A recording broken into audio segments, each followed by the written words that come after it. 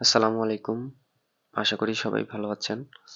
আজকে Google core update নিয়ে কথা বলবো। গুগল কোর আপডেট আসলে কিভাবে কাজ করে, এখানে সুন্দর একটা উদাহরণ দিচ্ছে। এটা পড়লে বুঝতে পারবেন। আমি ছোট্ট করে বলছি।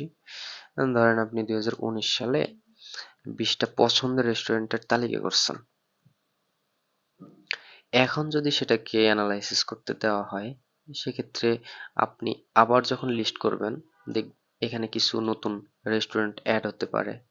আবার এমনও হইতে পারে যে কিছু রেস্টুরেন্ট স্থান পরিবর্তন করছে। নতুন করে যখন তালিকা তৈরি করবেন, দেখা যাচ্ছে যে সিরিয়ালটা আপনার আগে ছিল 2019 সালে, সেই সিরিয়ালটা এখন নাও থাকতে পারে। আগের লিস্টের কিছু রেস্টুরেন্ট নিচের দিকে চলে যেতে পারে, নতুন যেগুলো না সেগুলো সামনের দিকেও থাকতে পারে। তার মানে এই না আগের রেস্টুরেন্ট যেসব লিস্টিং ছিল সেগুলো ভালো না বিধায় নিচে চলে গেছে। ওয়েবসাইটের দিক থেকে যদি চিন্তা করি তাহলে সেম।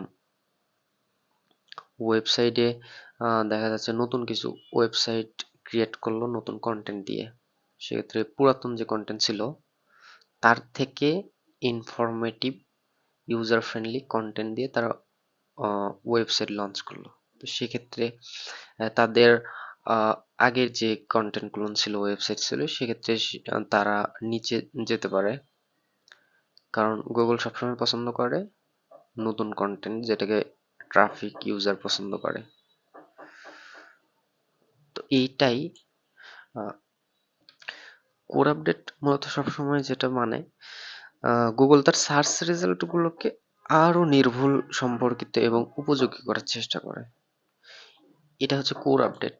নভেম্বরে যেটা আসছে,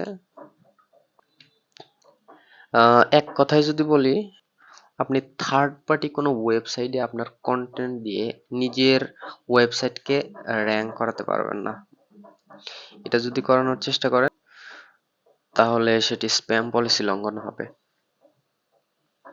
মূল ফান্ডামেন্টাল এটাই। কারণ আপনি কোনো হাই অথরিটি এবং অনেক ট্রাফিক আছে এমন ওয়েবসাইটে যদি আপনার কন্টেন্ট দিতে চান, সেক্ষেত্রে এমনটা হইতে পারে যে আপনার কন্টেন্টের মান বেশ ভালো না, কিন্তু আপনি তাকে পেমেন্ট করে হোক অথবা যে সিস্টেমেই হোক তার ওয়েবসাইটে আপনার কন্টেন্টটা পাবলিশ করলেন। সেক্ষেত্রে তার ওয়েবসাইটের যে অথরিটি শক্তি সেটার সাথে আপনার কন্টেন্ট গেল না। সেক্ষেত্রে হয় কি যে আপনার যে ট্রাফিক বা ইউজার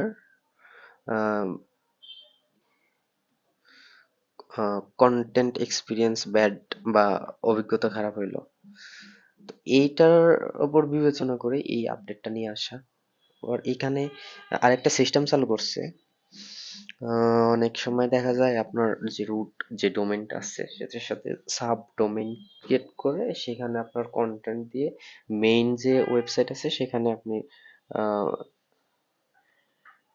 সেটার জুস বা এই কি বলে রেপুটেশন নিয়ে আসার ট্রাই করলেন আপনার মেইন যে সাইট সেখানে। তো সেটা আগে ভালোভাবেই হয়েছে। এখন যেটা হয় সেটা কন্টেন্ট বিবেচনা করবে। কন্টেন্ট যদি ঠিক থাকে তাহলে সেক্ষেত্রে সেটার বেনিফিটটা আপনার মেইন ওয়েবসাইটে পাবেন, আদারওয়াইজ পাবেন না। তো এখান থেকে আসলে এই মেইন যে গোলটা ছিল সেটা হচ্ছে আপনি অন্য ওয়েবসাইটে যদি আপনার লো কোয়ালিটি কন্টেন্ট যদি আপলোড করেন পাবলিশ করেন সেখান থেকে আপনার ওয়েবসাইটকে যদি র্যাঙ্ক করানোর চেষ্টা করেন তাহলে সেক্ষেত্রে সেটি স্প্যাম পলিসি লঙ্ঘন হবে। তার জন্যই মূলত এই আপডেটটা নিয়ে আসা। এখানে অনেক বিস্তারিত আছে, এটা আপনি পড়বেন। তবে মূল ফান্ডামেন্টাল মূল যে কথাটা সেটা যেটা বললাম এটাই। ধন্যবাদ। সবাই ভালো থাকবেন। আসসালামু আলাইকুম।